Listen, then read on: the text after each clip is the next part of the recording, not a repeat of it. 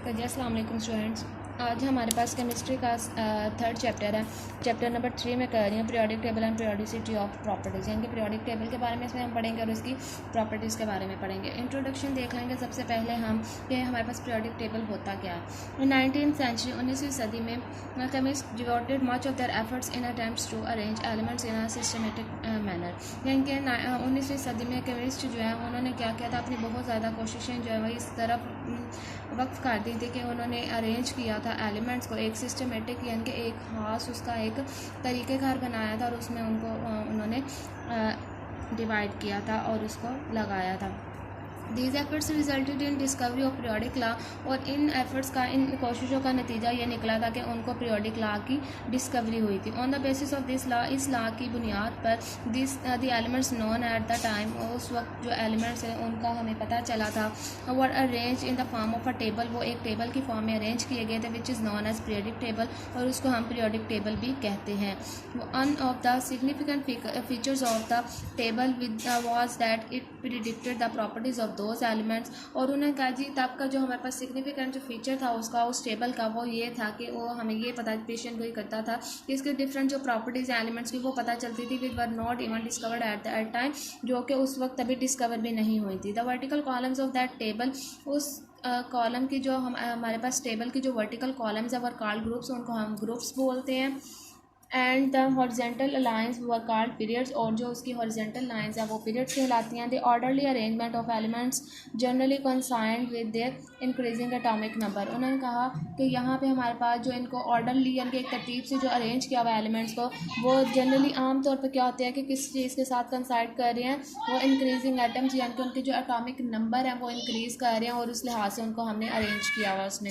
The periodic table contains huge amount of information for scientist का, periodic table के अंदर जब वो बहुत ज़्यादा तादाद में इंफॉर्मेशन जो वो कलेक्ट है साइंटिस्ट के लिए। आ गया जी हमारे पास पीरियोडिक टेबल। पीरियोडिक टेबल क्या है? With the discovery of the periodic table the study of the individual properties of the non elements is reduced, क्या हमारे पास जैसे जैसे इसकी डिस्कवरी होती गई थी पीरियोडिक टेबल की, द स्टडी ऑफ इंडिविजुअल यानी कि किसी एक प्रॉपर्टी किसी एक एलिमेंट की प्रॉपर्टी की जो है वो स्टडी करना जो है वो कम होती गई, इज रिड्यूस कम होती गई to study of the few groups, उसमें से कुछ ग्रुप्स की जो वो स्टडी करना स्टार्ट कर दी। We will describe how attempts which were made to classify the elements in a tabular form, उन्होंने कहा जी वो हम वजाहत करेंगे डिस्क्राइब करेंगे कि किस तरह से वो जो है उनको क्लासीफाई किया गया होता है एलिमेंट्स को उनकी टेबुलर फॉर्म में। आगे फर्स्ट हमारे पास एक केमिस्ट का बताया हुआ जो है डॉब्रेनियर ट्रेड्स। डॉब्रेनियर ट्रेड्स और जर्मन केमिस्ट, ये हमारे पास एक जर्मन के केमिस्ट हैं डॉब्रेनियर। ऑब्जर्व रिलेशनशिप, जिन्होंने ऑब्जर्व किया था मुशाहिदा किया था रिलेशनशिप को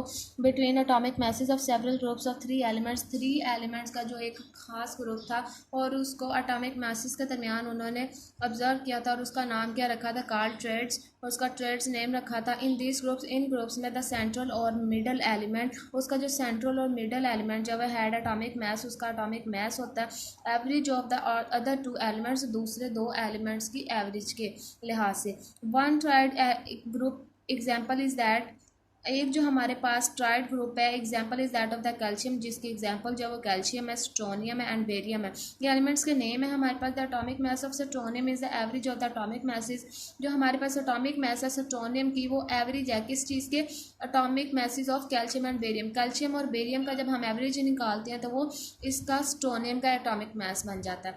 only a few elements could be arrange in this way, कुछ ही एलिमेंट्स जो उनमें से उनको हम इसमें अरेंज कर सकते हैं। This classification did not gate wide acceptance, और ये जो क्लासिफिकेशन है वो ज़्यादा देर जो है वो अपनी बात जो है वो नहीं मनवा सकी थी। उसके बाद आगे जो न्यूलैंड ऑक्टेव, ये दूसरे केमिस्ट हमारे पास आ गए थे। फिर after successful determination of correct atomic message of elements bye Canizaro in 1860, attempts were again initiated to organize elements, यानी कि उन्होंने कहा कि एक सक्सेसफुल डिटर्मिनेशन के बाद जब एक और जो है वो एलिमेंट्स के ऊपर काम किया गया और वो अटैम्प्ट जब की गई और एलिमेंट्स को अरेंज किया गया। इन 1864 में ब्रिटिश केमिस्ट हैं जिनका नेम है जी Newlands put forward his observation. Newland ने अपनी ऑब्जर्वेशंस दी थी in the form of law of octaves. उन्होंने लॉ ऑफ ऑक्टेव्स के थ्रू जो अपनी ऑब्जर्वेशन लोगों के सामने रखी थी।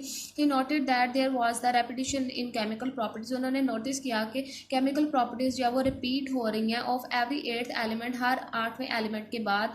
If they were arrange by their increasing atomic masses, अगर हम उनको उनके बढ़ते हुए एटॉमिक मासेस के लिहाज से अरेंज कर देते हैं। He compared it with musical notes. उन्होंने इसको जब वो म्यूजिकल नोट्स यानी कि म्यूज़िक के साथ कंपेयर करके बताया।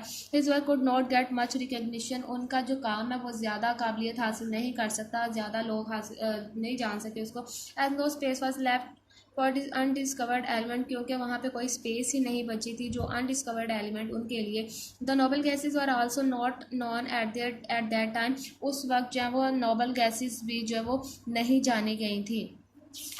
अब इसका आपने करना कहाँ से है? सबसे पहले आप करेंगे यहाँ से, इंट्रोडक्शन में आप करेंगे केमिस्ट से स्टार्ट करेंगे। और ये जो लाइन यहाँ पे आपको कटी हुई नज़र आ रही है, devoted much of their efforts in attempts, ये लाइन कट करके आप केमिस्ट से लेके नॉन एज पीरियोडिक टेबल, ये पीरियोडिक टेबल की डेफिनेशन हो जाएगी आपके पास जो कि आप करेंगे। ठीक है, यहाँ से यहाँ तक आप करेंगे लर्न। और उसके बाद है हमारे पास यहाँ से the vertical columns of that table, के उस पीरियोडिक टेबल के अंदर जो वर्टिकल कॉलम्स हैं वो ग्रुप्स कहलाते हैं और जो हॉरिजॉन्टल लाइंस है वो हमारे पास क्या कहलाती हैं? पीरियड्स कहलाते हैं। ये लाइन आपने करनी है यहाँ से, the vertical columns of that table were called groups and the horizontal lines were called periods. यहाँ तक आप करेंगे।